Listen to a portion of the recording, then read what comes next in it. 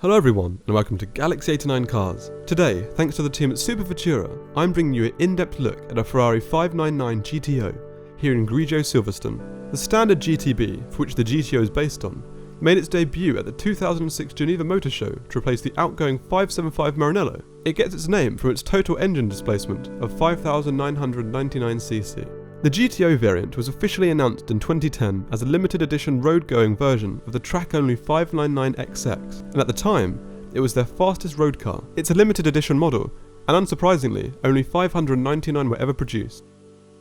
The front mid-mounted 6-litre V12 produces 671 brake horsepower and 457 pound-feet of torque. This output produces a 0 to 62 mph or 100 km/h time of 3.3 seconds, with a top speed of 208 mph. Despite its carbon construction, and the fact it loses somewhere around 100 kg on the standard GTB, the GTO is still quite a heavy supercar with a curb weight of 1,605 kg. It sits on lightweight, forged 20-inch wheels, here with carbon centres. These wheels provide a 22 kg weight reduction on the standard GTB wheels. There are also carbon ceramic CCM2 brakes, which are now 3.5 kg lighter than the previous incarnation.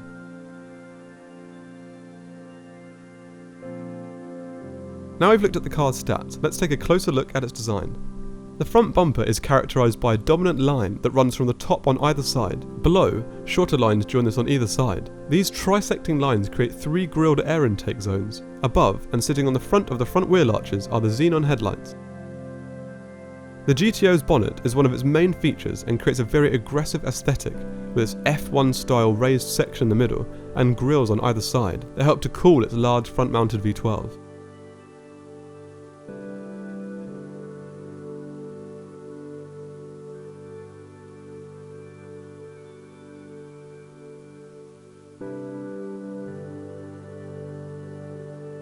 Rolling over the arches, we first find carbon Scuderia shields. Below, a slight carbon side skirt runs the length of the car with a small air vent just behind the Scuderia shield.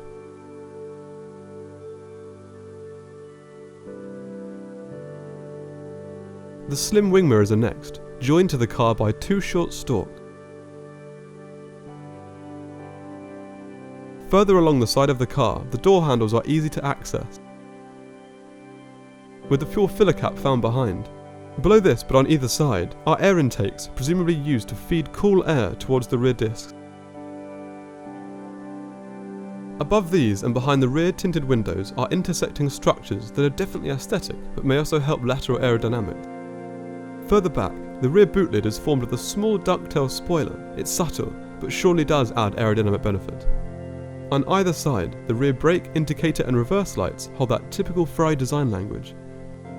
Centrally, the diffuser is composed of three fins and has two rally-esque brake lights. The GTO's exhaust was hydroformed, essentially blown into shape using water, so to eradicate the need for heavy welding and soldering. This process leads to a weight reduction of 15 kg. And let's take a look at the key and unlock the car. The GTO has a proper Ferrari key with a mechanical tip. It features buttons for lock, unlock and the boot. Now we've looked at the exterior, let's take a more detailed look at the interior. The door is easy to open despite the small release catch. This is probably because it's so light. The interior of this GTO has an interesting specification. It's a mix of Nero and Rosso Alcantara, with carbon and small elements of leather.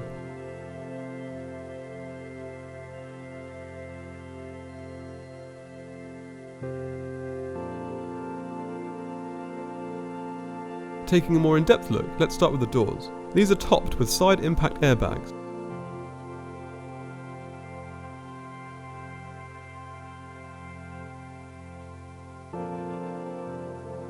The main fascia is constructed from carbon, with an Alcantara-lined door handle featuring contrast stitching. There's even a small storage pocket below. The sill is covered by an aluminium and carbon kickplate, non-illuminated of course. The car is very easy to ingress and egress, as it is based on the mile-munching GT car. Buttons for the boot and fuel filler cap can be found on the inside of the driver's sill. Moving inside, and the first thing we find are the exterior light and mirror controls, with the first carbon-topped air vent above. The bonnet release catch is found in the driver's footwell, and only requires a simple pull.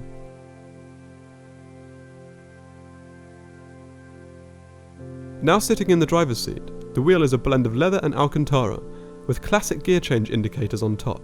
The engine start button is on the left, and the Minutino on the right. These slightly older wheels are significantly less cluttered than the more modern versions. I personally prefer this approach. The ignition is turned on using the key. There are 3 screens in front of the driver, from left to right: engine configuration and option screen, the rev gauge with gear display, and a speedo. The warning light arrays are above. To the right of the wheel are 2 buttons, for the display and menu. These can be used to move between the different options on the left screen. A vehicle dynamic screen with car setup info, lap timer, and general settings are available. This screen displays the mode selected by using the Minutino on the wheel, and various changes that are made to the car as a result. The Minutino can be used to place the car in different driving modes, from the relative calm of wet road, all the way to turning the engine up and turning the traction control off. As we move to the central column, the first things we find are 2 carbon-clad manually adjustable air vents. Below is a small limited edition plaque that can be pushed in to reveal the car's infotainment system, aka a CD player and radio.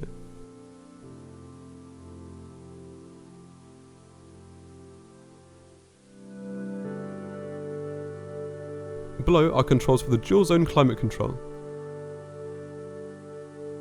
with switches and buttons. The 3 buttons sprouting here from carbon are for the launch control, reverse and automatic mode, with the hazard light control further down. Its 6-speed F1 sequential automatic gearbox can change in just 60 milliseconds. That's 40 milliseconds off the standard 599. Moving further back along the carbon central column is the 12-volt socket and buttons to lock and unlock the car.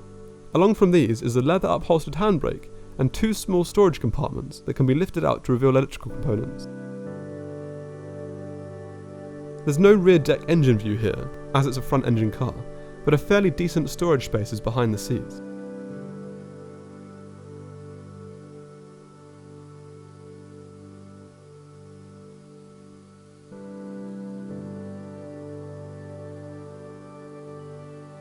The seats selected for this car are carbon racing seats, upholstered in Rosso and Nero Alcantara.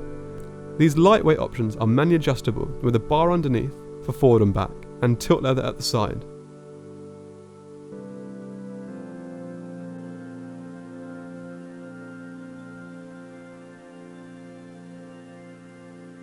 Let's take a look at the car's remaining storage capacity.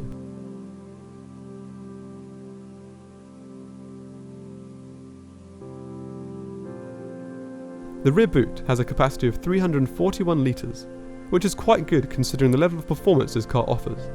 There are leather buckled straps on each side for Ferrari branded kits. So that concludes my in-depth tour of this Ferrari 599 GTO that at the time of publishing is for sale at Super Vettura. All of their contact details can be found in the description. Please subscribe for the latest content, and until next time, cheers.